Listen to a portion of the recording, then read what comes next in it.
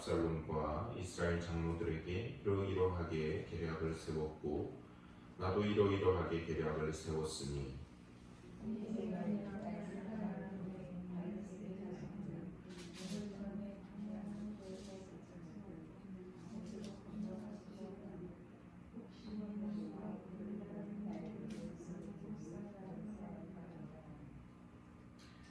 그때에 요나단과 아히마아스가 사람이 볼까 두려워하여 감히 성에 들어가지 못하고 에느로겔가에 머물고 어떤 요정은 그들에게 나와서 말하고 그들은 가서 다윗 왕에게 알리더니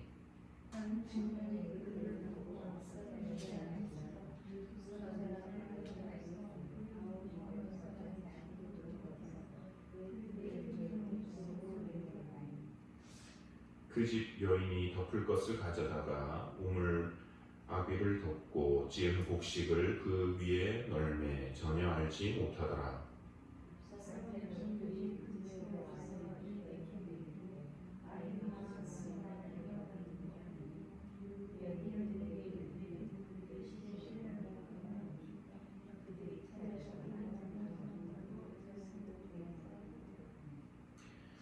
그들이 간 후에 두 사람이 우물에서 올라와서 다윗 왕에게 가서 다윗 왕에게 말하여 이르되 당신은 일어나 빨리 물을 건너가소서. 아히도벨이 당신들을 해하려고 이러이러하게 계략을 세웠나이다.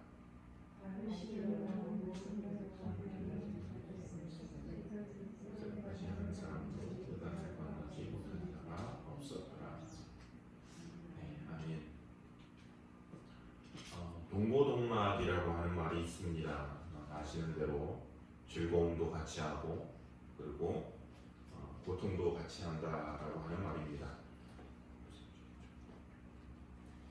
뭐 인생살이가 그렇겠지요. 즐겁고 좋은 일만 같이 하는 것이 아니라 힘든 일도 같이 할 때 그 관계가 더 돈독해지고 그런 것을 봅니다. 오늘 본문의 말씀 속에서 다윗이 왕으로 재위하면서 함께 기쁨을 같이 누릴 뿐만 아니라 지금 다른 사람도 아닌 아들에게 배반을 당해서 위협을 받아서 도망을 갈 때 그를 돕는 사람들이 이제 나타나는데 한 공통점을 봅니다.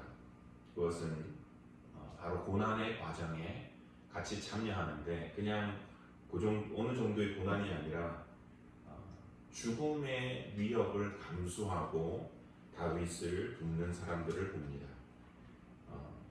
먼저 살펴볼 사람은 후세라고 하는 사람입니다. 지난주에 이제 저희가 살펴봤지만 이 사람에 대해서 다시 한번 계속 머릿속에서 좀 맴돌아서 좀 더 묵상을 해봤습니다.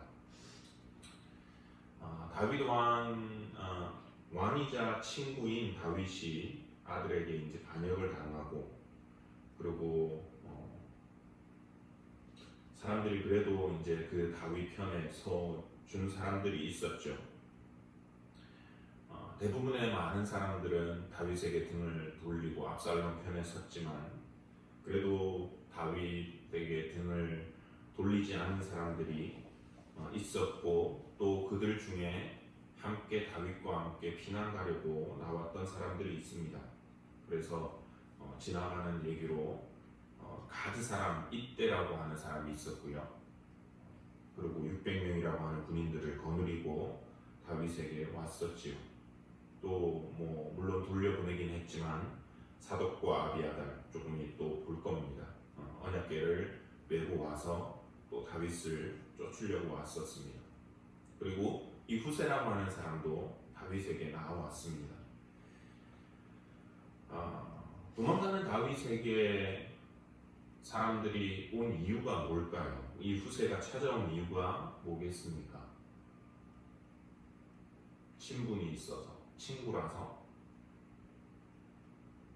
의리 때문에, 뭐 다윗과의 의리 때문에 압살롬을 인정하지 않겠다, 뭐 그런 것도 있겠지요.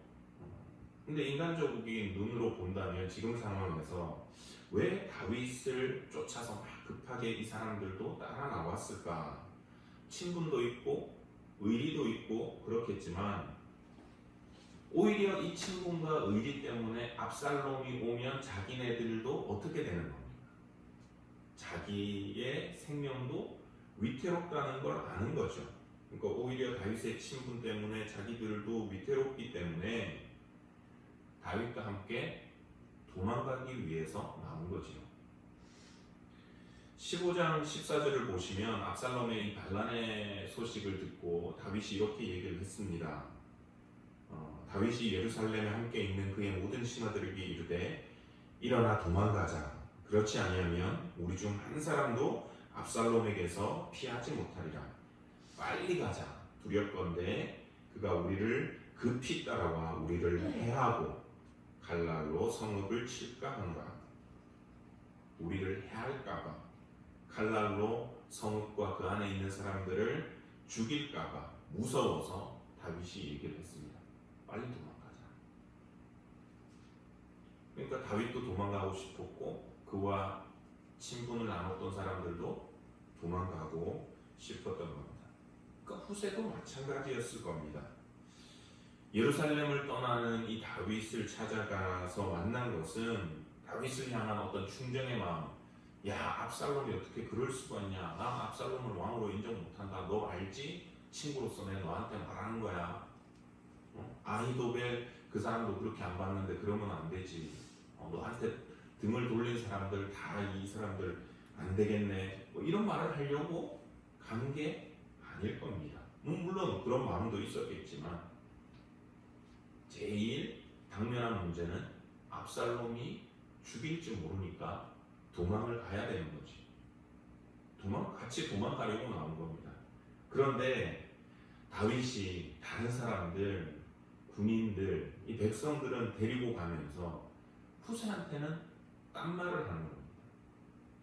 15장 33절 34절입니다. 다윗이 그에게 이르되 내가 만일 나와 함께 나아가면 내게 누를 끼치리라. 그러나 내가 만일 성읍으로 돌아가서 압살롬에게 말하기를 왕이여 내가 왕의 종이니이다. 전에는 내가 왕의 아버지의 종이었더니 이제는 내가 왕의 종이니이다 하면 내가 나를 위하여 아히도벨의 모략을 패하게 하리라. 야, 진짜 여러분 이 말을 들은 그 후세의 마음이 어땠을까요? 아니 나는 같이 도망을 가면 그게 자기한테 누를 끼치는 거라고, 해를 끼치는 거라고. 자기는 지금 도망가면서 나는 왜 여기 남으라고 하는 건데, 나만 여기 홀로 남아가지고 죽으라는 건가? 이 사람이 장난하는 것도 아니고. 딴 사람들은 다 데리고 가면서 왜 하필 나인데? 딴 사람들 목숨은 소중하고 나는 뭐 파리 목숨인가? 뭐 예루살렘으로 돌아간다 치자 뭐 압살롬이 나를 그냥 살려둘까? 안 죽인다는 보장도 없는데 그냥 사람들 앞에서 본보기로 나를 죽이면 어떡하나? 뭐 이런저런 많은 생각들이 들지 않았을까 모르겠습니다. 같이 도망가려고 나온 후세는 다시 예루살렘 성 안으로 돌아가라는 이 다윗의 말에 좀 제 개인적인 생각으로는 적잖이 좀 당황하지 않았을까, 인간적인 시각으로 본다면. 그리고 다윗의 무리를 뒤로 하고 예루살렘으로 향하는 이 후세의 발걸음은 아마 그렇게 가벼웠을 것 같지는 않습니다. 왜? 자기 목숨을 걸어야 되니까. 또 후세가 압살롬을 만나서 다윗이 말한 대로, 그리고 자기는 또 교묘하게 말을 했지요. 왕이여 만세, 왕이여 만세. 압살롬의 반응이 이것이었습니다. 압살롬이 후세에게 이르되 이것이 내가 친구를 후대하는 것이냐? 내가 어찌하여 내 친구와 함께 가지 아니하였느냐 하니, 야, 이게 너가 친구한테 할 짓이냐? 후대하는 것이냐? 뭐 성경에는 이렇게 뭐 나이스하게 적혀져 있었지만 그 당시 어떤 톤으로 얘기를 했는지는 모르잖아요. 우리가 뭐 상상을 동원해서 읽으면 비꼬지 않았을까요? 야, 친구 좋아하네. 참 좋은 친구다. 친구 배신하고 그래 목숨이 소중한가 보지 나한테 와서 받고 뭐 이런 식으로 말하지 않았을까요? 비꼬는 말투와 또 의심의 눈초리로 쳐다볼 때 후세의 마음은 들켰나? 어떡하나? 괜히 다윗 도와준다고 그 말을 들어가지고 내가 괜히 왔나 보다. 어쩌면 이런 마음이 들었을런지도 모르겠습니다. 또 특공대를 조직해서 야간에 기습작전을 하자라고 하는 그 아히도벨의 기가 막힌 계획에 반대를 하면서 오히려 시간을 끄는 방법을 택했을 때 그때도 좀 조심스럽지 않았을까요? 저놈 저거 수상하다. 이 좋은 계획에 또 시간 벌어주려고 저러는가 보다. 이랬을 때도 조마조마했을 것 같습니다. 그리고 압살롬을 만났을 때부터 우리가 예상해 볼 수 있는 것은 감시가 붙었겠지요. 왜? 압살롬이 처음부터 초대한 아히도벨이 아니었기 때문에. 갑자기 이 사람이 마음을 돌려서 왔잖아요. 야, 친구도 배신하네? 어떻게 배신한 사람, 여러분도 그렇잖아요. 배신한 사람은 또 다른 사람도 배신한다고 못 믿잖아요. 그러니까 감시를 붙였을 수도 있습니다. 그러니까 지금 다윗의 계획대로라면 이 후세가 사독과 아비아달 제사장에게 작전을 얘기를 해주면 이가 여기에서 또 아들들을 보내서 해줘야 되는데 감시가 아마 붙었을 거예요. 근데 다행히 들키지 않고 제사장들에게 그 얘기를 전했습니다. 만약에 들켰다면 목숨이 위태로웠겠지요. 근데 후세는 처음부터 마지막까지 자기의 생명의 위협을 무릅쓰고 다윗이 부탁한 일을 다 해냅니다. 죽음을 무릅쓰고 예루살렘으로 다시 돌아갔고 죽음을 무릅쓰고 압살롬 앞에 서서 거짓으로 왕이라고 얘기를 해주고 또 죽음을 무릅쓰고 어떻게 일이 진행될지를 제사장들에게 전했습니다. 다윗에게 이 후세는 자기의 생명의 위협을 무릅쓰고 그를 돕는 사람이었습니다. 두 번째 살펴볼 인물들은 이 제사장 가문의 사람들입니다. 사독과 아비아달, 또 그들의 아들들 아히마아스, 요나단입니다. 이들도 어떻게 보면 후세처럼 목숨을 걸었던 사람입니다. 왜냐하면 적진 한가운데 있는 거잖아요. 예루살렘 안에서. 사독과 아비아달을 보면 이들도 처음에는 다윗과 함께 도망하려고 뭘 가져왔죠? 언약궤를 메고 왔었습니다. 하지만 다윗이 되돌아가라 그래서 그 언약궤를 메고 다시 돌아왔습니다. 그리고는 후세 말을 나중에 이제 다윗에게 전달해줘야 되는 그 역할을 맡았지요. 여러분 한번 생각을 해보십시오. 제사장들이 언약궤를 메고 예루살렘 성 바깥으로 나오는 일이 아무도 모르게 나왔을까요? 분명히 본 사람들이 있었을 겁니다. 그죠? 그러면 그 사람들 중에 또 우리가 생각을 해보면 압살롬한테 얘기한 사람들이 있겠지요. 저 제사장들이 언약궤를 메고 다윗한테 갔다가 되돌아갔다. 압살롬 입장에서는 저것들이 감히 내가 이제부터는 왕인데 한번 뽐때려 보여줘. 근데 다행인 것은 거리낌 없이 그 제사장을 죽인 사람이 있죠. 사울이 그랬었잖아요. 다윗 어디 갔는지 도망가는 거 얘기 안 했다고 막 죽였잖아요. 그 사울과는 달리 압살롬은 이 제사장들에게는 손을 대지는 않았습니다. 근데 제가 볼 때 추측하는 것은 이 후세도 그랬고 다만 사람들을 붙여서 이들을 감시했던 것 같습니다. 그걸 추정해 볼 수 있는 것이 오늘 본문 17절, 18절 말씀입니다. 이제 후세가 얘기를 제사장들에게 하고, 그리고 이제 제사장들이 아들들에게 다윗에게 이 메시지를 전해라 하는 그 부분인데요. 17절, 18절 보시겠습니다. 그때에 요나단과 아히마아스가 사람이 볼까 두려워하여 감히 성에 들어가지 못하고 에느로겔가의 몸을 보고 어떤 요종은 그들에게 나와서 말하고 그들은 가서 다윗 왕에게 알리더니 한 청년이 그들을 보고 압살롬에게 알린지라 그 두 사람이 빨리 달려서 바울임 어떤 사람의 집에 들어가서 그의 뜰에 있는 우물 속에 내려가니. 또 20절입니다. 압살롬의 종들이 그 집에 와서 여인에게 묻되 아히마아스와 요나단이 어디 있느냐 하니 여인이 그들에게 이르되 그들이 시내를 건너가더라 하니 그들이 찾아도 만나지 못하고 예루살렘으로 돌아가니라.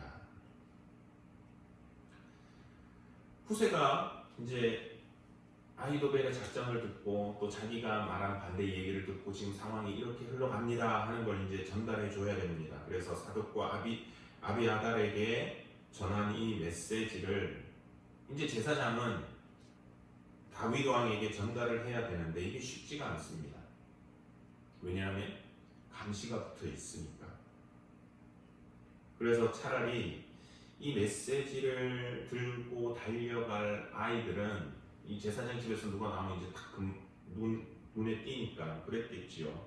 아예 예루살렘 바깥에 미리 대기를 시키고 그리고 한 여종을 보내가지고 이 아이들을 만나서 이 얘기를 전해주라 이렇게 했습니다. 그러고는 정갈이 이제 후세에게서 이런 말을 전해주십시오 하고 정갈이 오자 이제 그대로 했습니다. 여종을 보내가지고 성 밖에 있는 아들들을 만나고 아들들은 다윗을 향해 달려나갔습니다. 근데 정말로 우려하던 일이 발생을 했습니다. 한 사람이 이 아히마아스와 요나단 제사장의 아들들 이 사람들을 이제 본 거죠. 그리고 제사장의 여종과 이들이 만나는 것을 눈치를 채고 또 급하게 어디로 가는 것을 보고는 얼른 압살롬에게 보고를 했습니다. 그러니까 압살롬에게서 온 사람들이 이들이 갔다고 하는 그 방향으로 찾아서 달리는 거죠. 아마 이들은 말을 타고 가지 않았을까 싶습니다. 빨리 쫓아가야 되니까. 그러니까 이 아히마스와 요나단은 막 도망가는데 뒤에서 쫓아오니까 다급하니까 숨어 들어가는 거죠. 바울임이라고 하는 마을에 어느 한 집에 들어가서 막 급하게 이제 좀 살려달라고. 그러고는 우물 속에 숨습니다. 우물 속에 있는데 숨을 헉헉거리고 조용히 있는데 사람들이 들이닥치고 이 아히마스와 요나단 못 봤냐고. 제사장 아들들 여기 지나갔을 건데 이 사람들 어디 갔냐. 그 얘기를 들으면서 우물 속에서 얼마나 바들바들 떨었겠습니까? 우리 아버지는 왜 우리한테 이런 걸 시켜가지고 이제 보니까 대세는 압살롬이더만 왜 아직도 다윗한테 붙어가지고 왜 이런데 조마조마했겠죠. 확실한 것은 혹시라도 이 압살롬의 사람들이 다 이 우물의 뚜껑을 열어서 발견을 했으면 어떻게 됩니까? 그냥 압살롬 앞으로 끌려가서 자기들뿐만 아니라 아버지들도 제사장들도 어떻게 되었을지 모릅니다. 그러니까 이 제사장들 사독과 아비아달 그의 아들들 아히마아스 또 요나단 이들 역시도 목숨을 걸고 다윗을 도와준 겁니다. 인간적으로 보면 이들의 선택이 바른 것일까 생각이 됩니다. 무모한 일이 아닐까. 잘못되면 내가 죽을 수도 있는데 모든 사람들이 다 등을 돌리고 또 다윗과 함께한 사람들은 모두 다 또 다윗과 함께 도망을 가는데 이들은 이들은 다윗을 위해서 다윗이 부탁한다고 예루살렘 성 안에 남아서 반란군들 속에서 다윗을 도와줍니다. 자기들의 목숨을 걸고. 왜 도와주려고 했을까? 이 힘은 어디에서 났을까? 우리가 흔히 생각해 볼 수 있는 것은 다윗과의 오랜 친분이겠지요. 그리고 다윗이 이 사람들은 그 중에서도 더 신뢰할 수 있으니까 이런 위험한 임무를 줬겠지요. 그런데 이런 인간적인 친분 그리고 신뢰성 외에 사실 이것을 가능하게 한 오랫동안 그를 봐오면서 물론 허물도 있고 실수도 있었지만 다윗이 하나님 앞에서 어떤 사람이었는지 이들이 봐왔기 때문에 그리고 그것을 그들이 같이 공유했기 때문에 후세도 사독도 아비아달도 또 아히마스 또 요나단도 다윗의 부탁을 듣고 또 위험을 무릅쓰고 다윗과 함께 했던 것 같습니다. 다윗이 보여준 모습은 그러면 뭘까? 이들이 오랜 동안 다윗이라고 하는 사람을 봐오면서 친구로서 허물도 있고 부족한 것도 있지만 이 사람들이 봐오면서 그래 다윗이 저 정도면 우리가 해야지 하는 것이 무엇이었을까? 그것은 바로 다윗은 절대적으로 하나님을 의지했고 그리고 그분의 주권을 절대적으로 인정했다라고 하는 것입니다. 이 신앙을 그들이 공유하고 있었기 때문에 이들은 다윗과 함께 할 수 있었던 겁니다. 먼저 생각해 볼 것이 이겁니다. 후세가 다윗을 어디에서 만났냐라고 하는 겁니다. 후세가 도망가는 다윗을 어디에서 만나가지고 이 부탁을 받고 이 작전을 같이 짰느냐?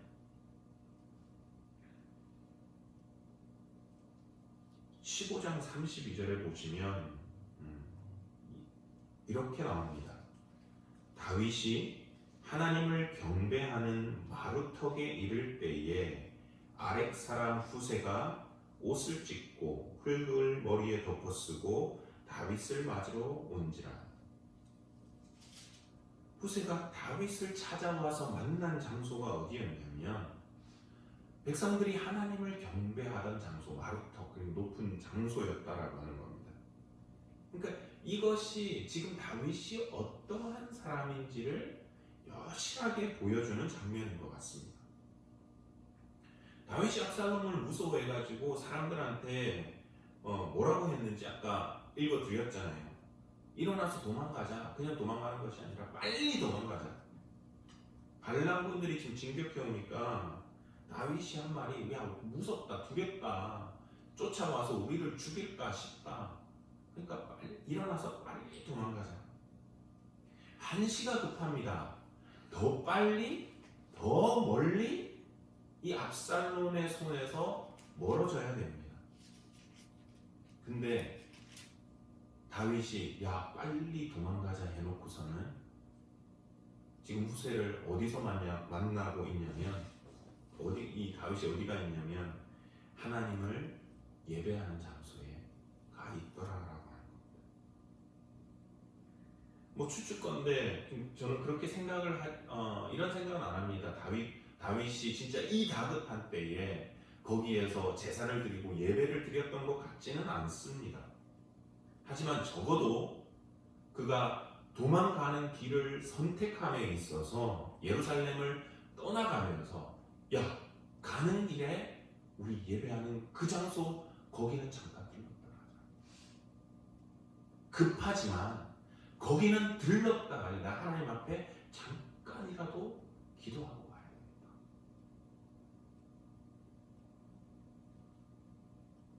그 다급한 와중에 인간적으로는 다윗이 그렇게 얘기했잖아요. 빨리 가자. 죽기 싫다. 이 압살롬과 그 군대가 오기 전에 빨리 도망가자 해놓고서는 그 그 신앙은 그를 어떻게 만드냐면 도망가는데 하나님을 예배하는 그곳에 잠깐 들렀다 가자. 다윗이 왕궁을 떠났다는 얘기를 듣고 얼른 뒤따르던 이 후세가 다윗이 지금 그 하나님을 경배하던 그 장소에 있습니다. 이러니까 얼른 쫓아온 것 같습니다. 그 장소로. 그러면서 생각하지 않았겠습니까? 나도 도망가야지 해놓고서는 그 다윗의 모습을 보고는 야, 이 친구 참 대단하다. 이 와중에 지금 여기서 야, 기도할 시간 있냐? 빨리 도망 안 가고 한 시간 급한데. 후세는 이렇게 다급한 순간에도 잠깐이라도 하나님 앞에 나와서 하나님을 전적으로 의지하는 다윗의 모습을 다시 한번 본 것이죠. 또 사닥과 아비아달 또 이 아들들은 지난번에 이미 말씀드렸습니다. 후세가 다윗을 만나기 직전에 이들은 언약궤를 메고 왔다가 다윗은 이들에게 언약궤를 다시 메고 가라고 하지요. 예루살렘으로 다시 되돌아오기 위해서는 하나님의 어떤 그 인정을 받는 언약궤가 있는 것이 그렇게 중요했음에도 불구하고 하나님께서 나를 버리셨다면 이 언약궤가 무슨 소용이 있냐? 형식만 갖추고 있는데 그 말인 거죠. 그러니까 이들은 다윗이 하나님을 의지하되 어떻게 의지하는지를 보고 있는 겁니다. 나의 유익을 위한 도구로서 하나님을 대하고 있는지 아니면 하나님의 뜻을 구하고 그 뜻대로 되어지기를 원하고 그 주권을 인정하고 있는지를 자기들이 메고 온 이 법궤를 돌려보내는 모습을 보고서 이제 다윗의 이 마음가짐을 똑똑히 본 거죠. 야, 돌아오려면 이거 가지고 가야 되는데 왜 다시 메고 가라고 하냐. 참 대단한 친구다. 후세, 사독, 아비아달 또 그 아들들 그리고 다윗은 이렇게 하나님을 경배하던 마루턱에서 함께 만나서 잠깐의 작전회의 아니면 다윗의 부탁을 들었던 것 같습니다. 후세는 당신은 들어가서 압살롬에게 이렇게 해주고 혹시라도 무슨 얘기를 듣게 되면 이 제사장들의 얘기를 해주고 제사장들의 얘기를 들으면 너희들은 나한테 얼른 그 소식을 전해주면 그러면 좀 나도 뭔가를 해볼 수 있지 않겠냐. 목숨을 걸어야 되는데 할 수 있겠냐. 다윗의 하나님을 전적으로 의지하고 주권을 인정하는 모습을 보면서 이 사람들은 하겠다.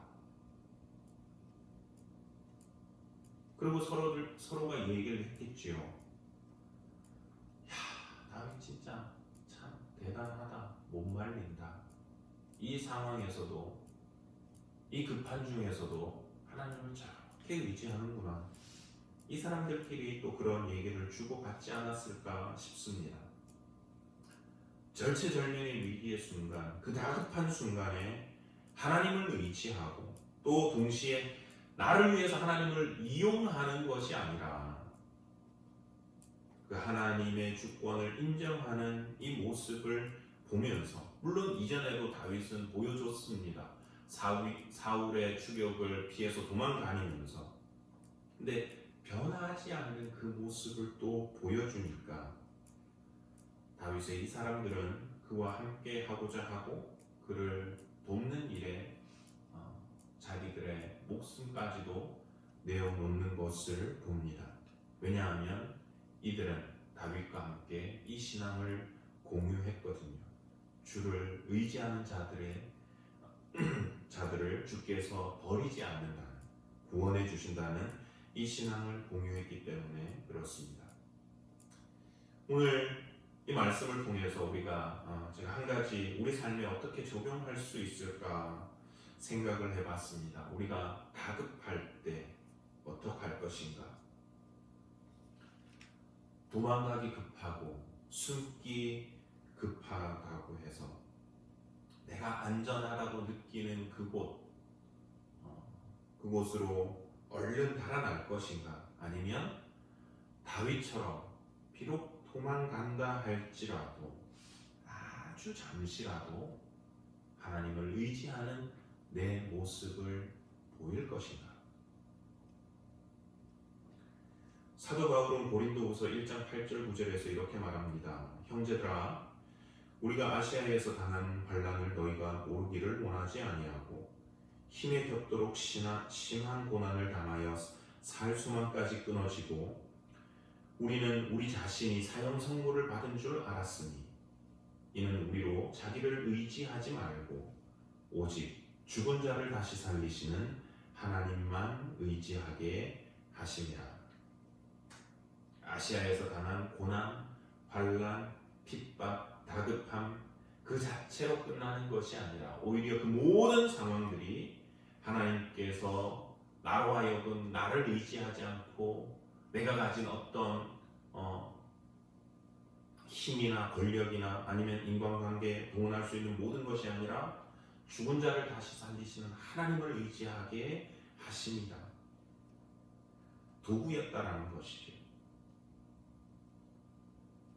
지금의 우리의 어떤 환난, 어려움, 다급한 상황 그것을 피해서 도망가는 것이 아니라 이 사울도 얘기하는 것은 사도 바울도 얘기하는 것은 이 모든 상황은 하나님을 의지하도록 하는 하나님의 도구라고 하는 것입니다. 저희들은 지금 코로나라고 하는 정말 이 말도 안 되는 상황으로 인해서 모든 것이 조심스럽고 숨고 싶고 또 사람들로부터 멀리 떨어져 있고 싶고 피하고 싶은 상황입니다. 하지만 오늘 우리가 이 다윗의 이 모습에서 좀 도전을 받았으면 좋겠습니다. 다윗 역시 그랬습니다. 한시가 급했습니다. 빨리 도망가야 됐고 더 멀리 도망가야 됐습니다. 그런데 그가 보여준 것은 그 다급한 중에 그 위급한 중에 그는 아주 잠깐이라도 와서 하나님 앞에 도움을 구하고 은혜를 구하고 하나님을 의지하는 모습을 보여줬습니다. 그런 말씀들 하십니다.